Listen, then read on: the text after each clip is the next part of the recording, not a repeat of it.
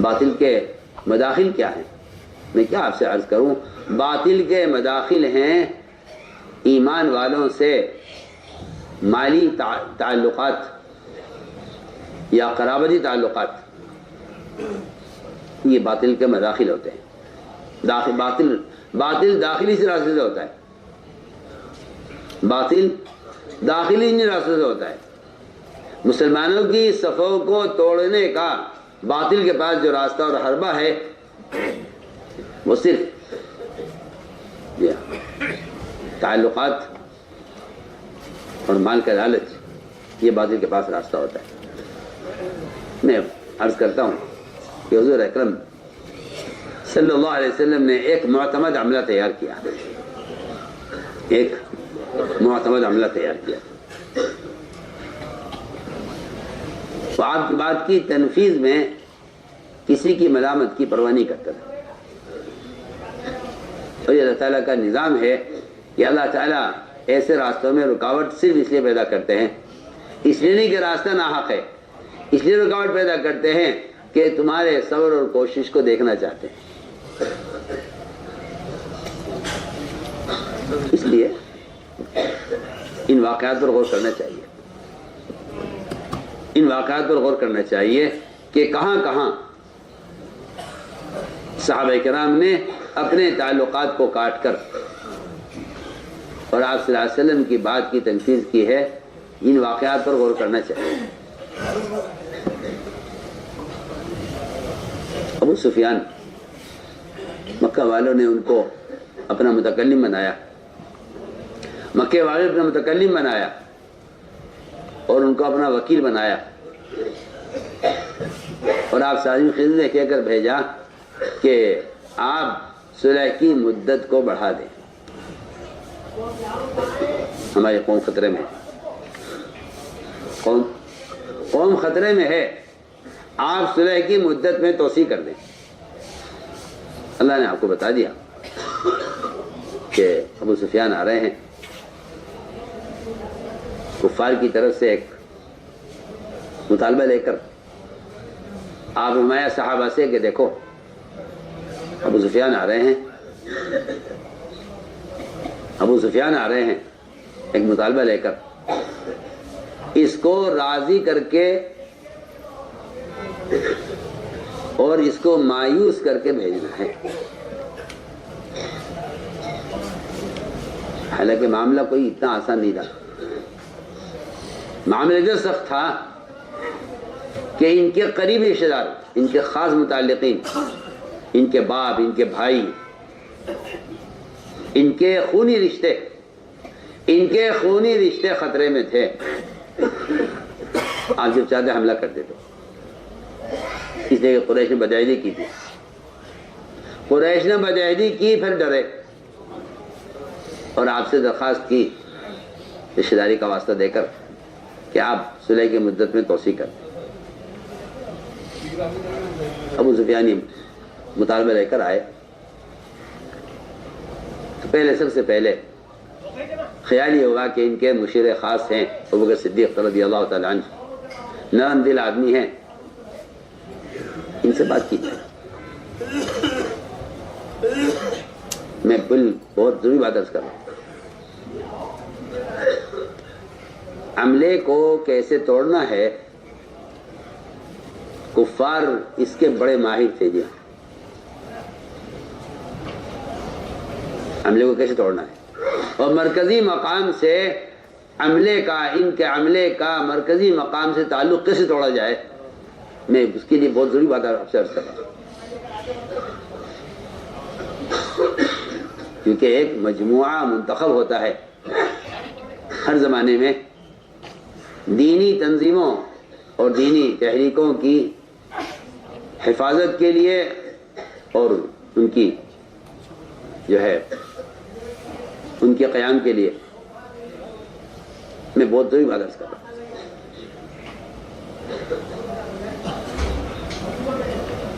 چنانچہ باطل کا ہمیشہ باطل کوشش رہی ہے کہ ان کی جو اجتماعیت ہے اس کو توڑا جائے،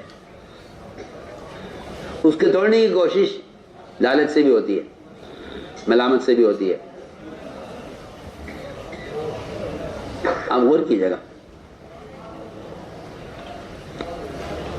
جب کعب بن مالک رضی اللہ عنہ کے ساتھیوں کے ساتھ اللہ تعالیٰ کی، اللہ کے رسول کی ناراضگی ہوئی اللہ کے راستے میں نکلنے میں، صرف تاخیر پر، انکار پر نہیں، صرف تاخیر پر، تو غسان بادشاہ نے خط لکھا کعب بن مالک کو کہ تم ہمارے پاس آ جاؤ. میں آپ سے کہتا ہوں کہ آپ صحت پر غور کریں. عملے کے کو توڑنے کا کفر کے پاس بہترین موقع جب ہوتا ہے جب آپس میں کسی بات پر اختلاف ہو جائے.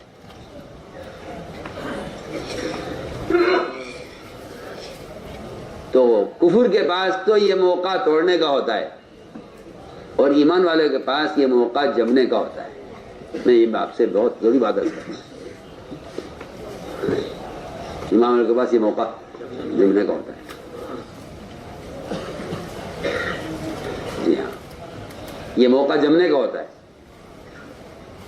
یہ اس کا موقع نہیں ہوتا کہ آپ یہ سوچیں کہ فائدہ تو ادھر نظر آ رہا ہے.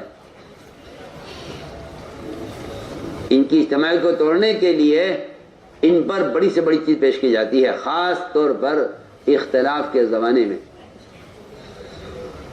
جب آپس میں اختلاف ہو جائے، میں اس کی مثال دے رہا ہوں، کعب بن مالک رضی اللہ تعالیٰ عنہ اور ان کے ساتھیوں کے ساتھ جو معاملہ پیش آیا، تو غسان بادشاہ کو پتہ چلا کہ ان کے آپس کے معاملات یہ ہو گئے ہیں اس وقت، اور ان تینوں کو انہوں نے بالکل ان کا بائیکاٹ کر دیا ہے اور ان کے کوئی سلام کا جواب بھی نہیں دے رہا ہے. یہ موقع اچھا ہے ان کو مرکزی مقام سے توڑنے کا، یہ موقع اچھا ہے. یہ خود بھی یہ سوچیں گے کہ عزت مل رہی ہے وہاں، یہاں ذلت ہو رہی ہے، وہاں استقبال ہو رہا ہے، یہاں بائیکاٹ ہو رہا ہے. جی ہاں، تو کیوں نہ ہم وہاں جائیں. کعب بن مالک رضی اللہ تعالیٰ عنہ نے اس خط کو تنور میں جلایا. اس خط کے جلانے کا مقصد یہ تھا کہ ایک تو اس کے خط کی تسجیل کرنی ہے کہ تمہاری دعوت کی ہمارا یہ حیثیت ہے. دوسری بات یہ ہے کہ دوبارہ پڑھنے کا خیال نہ آئے، دوبارہ پڑھنے کا خیال نہ آئے. یہ ہمارے لیے ایک سبق کیا، ایک اصول ہے ہمارے لیے کہ جب اختلاف پیدا ہوگا تو باطل براہ راست بھی نہیں آئے گا، بلکہ وہ آپ کے دوستوں کو ذریعہ بنائے گا، آپ کو اس طرح متوجہ کرے گا تاکہ آپ سمجھ نہ سکیں کہ یہ دعوت اپنوں کی طرف سے غیروں کی طرف سے. میں آپ سے کیا عرض کروں، بات آپ نہیں سمجھ سکیں گے اس لیے کہ باطل کی طرف سے دعوت براہ راست نہیں آئے گی. جی ہاں، وہ آپ کے چاہنے والوں کو استعمال کریں گے اور آپ کو نہیں معلوم ہوگا کہ یہ دعوت کہاں سے چلی ہے. تو میں نے عرض کیا کہ کعب بن مالک رضی اللہ تعالیٰ عنہ نے اس خط کو تنور میں جلا کر یہ جواب دیا ہے کہ ہم آپ کی طرف سے آنے والی دعوت کو ہم مصیبت سمجھتے ہیں، مدد نہیں سمجھتے. اور اس کا خط تنور میں ڈال دیا. تو میں عرض کر رہا تھا کہ یہ باطل کے پاس ایک راستہ ہے کہ ان کے عملے کو بکھیرنے کے لیے اور ان کے مشورے والوں کو اپنے خیال کا بنانے کے لیے.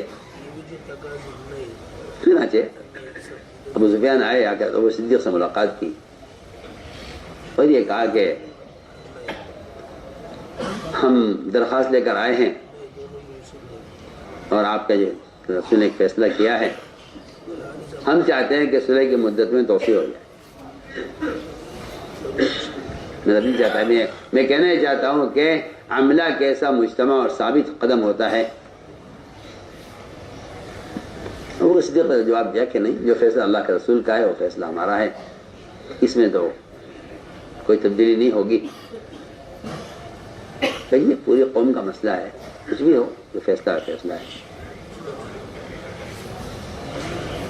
وہاں سے نکلے تو خیال آیا کہ چلو عمر سے ملاقات کرتے ہیں. میں ایک بات واقعی سوچتا ہوں کہ ہم اپنے مشوروں کے اپنے علاقوں میں اپنے مشوروں اپنے ذمہ داروں کے مشیر ہوتے ہیں یا باہر والوں کے وکیل ہوتے ہیں. سستا سا بات ہے. اپنے امیروں کے مشیر ہوتے ہیں یا باہر کے لوگوں کے وکیل ہوتے ہیں. مشاورت ہے، ہمارے یہاں وکالت نہیں ہے. آپ مشورے میں جو رائے دیں وہ کسی کے وکیل بن کر رائے نہ دیں، بلکہ اپنے امیر کے مشیر اور اپنے امیر کے لیے امین بن کر رائے دیں. یہ امانت کا تقاضا ہے، یہ رائے.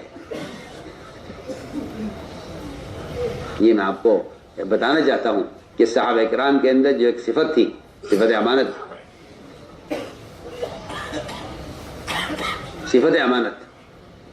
وہ یہ تھی کہ وہ مشورے میں اپنی قوموں کے وکیل بن کر نہیں بیٹھتے تھے. وہ اپنی قوموں کے وکیل بن کر نہیں بیٹھتے تھے، وہ آپ کے امانت دار مشیر بن کر بیٹھتے تھے. اس لیے آپ دیکھیں گے بعض موقعوں پر صحابہ کرام سے جب ان کے سگے بھائیوں کے بارے میں مشورہ لیا گیا تو کہا جی ہماری تو رائے یہ ہے کہ ہر ایک اپنے رشتہ دار کو قتل کرے، ہر ایک اپنے رشتہ دار کو قتل کرے. علی سے کہیں کہ عقیل کو قتل کریں، عمر سے کہیں کہ اپنے خاندان کے اپنے آدمی کو قتل کرے. ہر ایک اپنے قرابت دار کو اپنے ہاتھ سے قتل کرے، یہ بتانے کے لیے کہ ہمارے دل میں کفر کی ذرہ برابر محبت ہمارے دل میں نہیں ہے. جی ہاں، اللہ تعالیٰ کو یہ فیصلہ پسند بھی تھا. ہم دیکھیں تو صحیح کہ آپ کے دل میں محمد صلی اللہ علیہ وسلم کی محبت ہے یا ان سے مقابلہ کرنے والوں سے کوئی تعلق آپ کا باقی ہے. چنانچہ عمر کے پاس گیا تو عمر نے تو سخت جواب دیا، آیا کہ تمہارا پچھلا معاہدہ بھی ختم ہو، کوئی نیا عہد کر لو، اللہ اس کو بھی توڑ دے، ہمارا کوئی گنجائش نہیں. جو فیصلہ اللہ کے نبی کا ہے وہ ہمارا فیصلہ ہے. پھر خیال آیا کہ آپ کی بیٹی سے بس فاطمہ سے ملاقات کریں. ان سے جا کر کہا اگر تم ابا جان سے ہماری بات پہنچا دو ان تک اور ہماری سفارش کر دو تو ہم تمہیں ساری عورتوں کا سردار بنا لیں گے. انہوں نے کہا کہ کیا بات کر رہے ہو ابو سفیان، وہ تو جو اللہ کے نبی کا فیصلہ ہمارا فیصلہ ہے. گھر کی عورتوں سے لے کر بیویوں سے لے کر سب کی ایک بات ہوا کرتی تھی، سب کی ایک بات کیا فیصلہ ہوا ہے. پھر خیال آیا کہ اپنی بیٹی میں حبیبہ ان سے بات کی جائے، اور ظاہر بات ہے کہ وہ بیوی ہے آپ کی اور آپ کو سمجھائے گی اور قوم کا مسئلہ ہے سامنے پیش کرے گی. ان کے پاس گئے، وہ میں حبیبہ کے پاس پہنچے تو فوراً بیٹھنے لگے آپ کے بستر پر، کیونکہ آپ صلی اللہ علیہ وسلم کا گھرانہ ہے، آپ تشریف لے جاتے حبیبہ کے یہاں. وہ جیسے ہی بیٹھنے لگے تو انہوں نے کہا کہ ارے ٹھہر جا، تو ناپاک ہے، مشرک ہے، یہ پاک بستر آپ صلی اللہ علیہ وسلم کے پھر وحی آتی ہے، ابھی ذرا کھڑا رہے. حالانکہ باپ ہے، کیا بھی کھڑا رہو. انہوں نے بستر لپیٹا، آپ کا ایک طرف رکھا، میں بیٹھے چارپائی پر. کیا بات ہے، کیسے آنا ہوا؟ کہ بھائی تمہاری پوری قوم کا مسئلہ ہے، تم اللہ کے نبی سے بات کر لو. انہوں نے صاف صاف جواب دیا، کہا کہ نہیں، یہ فیصلہ اللہ کے رسول کا فیصلہ ہمارا ہے. جتنے بھی تعلقات ہو سکتے تھے سارے استعمال کر لیے، لیکن سب کی ایک بات، سب کا ایک. تو میں عرض کر رہا تھا کہ اتنا معتمد عملہ تیار کیا گیا تھا اور اتنا معتمد عملہ مجتمع تھا جس سے حق قائم ہوتا ہے، جس سے حق قائم ہوتا ہے. تو ہم نے عرض کیا کہ اصل چیز یہ ہے کہ عملے کے اندر، عملے میں امانت داری ہو، عملے میں امانت داری ہو، عملے امانت داری ہے کہ وہ حق کی بات کو کی تنفیذ کرنے میں اپنے ذاتی تعلقات کی طرف کوئی توجہ نہ دیں. تو اس طرح حضور اکرم صلی اللہ علیہ وسلم نے آپ کے بہت سے صحابہ کے واقعات اس طرح کے ہیں جس میں صحابہ میں ایمان قائم کیا ہے. سارے تعلقات کو کاٹ کر ختم کر دینا صرف محمد صلی اللہ علیہ وسلم کے تعلق کو باقی رکھنے کے لیے، اور اس تعلق کو ثابت کرنے کے لیے سارے تعلقات کو منقطع کرنا. تو میں نے عرض کیا کہ عملہ اس طرح عملہ تیار ہوتا ہے، اس طرح ایک مجموعہ ہوتا ہے، جی ہاں، جن کے ذریعے سے اللہ رب العزت حق کو قائم کرتے ہیں. اس لیے ہم نے عرض کیا کہ اس راستے میں ناگواریاں پیش آتی ہیں بہت. اور صحابہ فرماتے ہیں ہم نے ساری خیریں ناگواریوں کے اندر پائی ہیں، ساری خیریں ناگواری میں پائی ہیں. وجدنا خیر فی الکرہ، کہ ہم نے ساری خیریں ناگواری میں پائی ہیں. وہ ناگواریاں پیش آتی ہیں حق کی تنفیذ میں، حق کو نافذ کرنے میں ناگواریاں پیش آتی ہیں. اس لیے ہم نے پہلی بات عرض کی ہے کہ سب سے بنیادی صفت صبر ہے. بنیادی صفت صبر ہے کہ ناگواریوں پر آدمی صبر کر لے. تو اللہ تعالیٰ نے مقرر کہا ہے کہ تنگیوں کے ساتھ ناگواریوں کے ساتھ فراخیاں ہیں، اور ناگواریوں کے ساتھ ساری خیریں ناگواریوں کے اندر چھپی ہوئی ہیں. اس لیے عملے کی اجتماعیت بھی اسی صبر کی صفت کے ساتھ ہے کہ عملہ مجتمع رہے گا. عملہ اس سے مجتمع رہے گا کہ صبر کی وجہ سے عملہ مجتمع رہے گا. صبر کی وجہ سے عملہ مجتمع رہے گا. اور اللہ تعالیٰ کی جو مددیں ہیں اور نصرتیں ہیں، اس میں کوئی شک نہیں ہے کہ وہ ساری مددیں اور نصرتیں وہ اجتماعیت کے ساتھ ہیں. وہ اجتماعیت کے ساتھ ہیں. ساری مددیں وہ اجتماعیت کے ساتھ ہیں. اجتماعیت کا یہ پہلا سبب ہے کہ عملہ صبر کرے. اگر عملہ صبر پر نہیں ہے تو مجتمع نہیں رہے گا. عملہ اگر صبر پر نہیں ہے تو عملہ مجتمع نہیں رہے گا. عملے کی اجتماعیت وہ اصل صبر کے ساتھ ہے. عملے کی اجتماعیت صبر کے ساتھ ہے. اور فرمایا کہ یہ سب سے بنیادی چیز ہے صبر. اور یہ صبر فرمایا کہ اس میں جو ناگواریاں پیش آئیں آدمی اس کو اللہ کے لیے برداشت کرتا چلا جائے. لیکن جہاں جذبہ انتقام کا ہوتا ہے،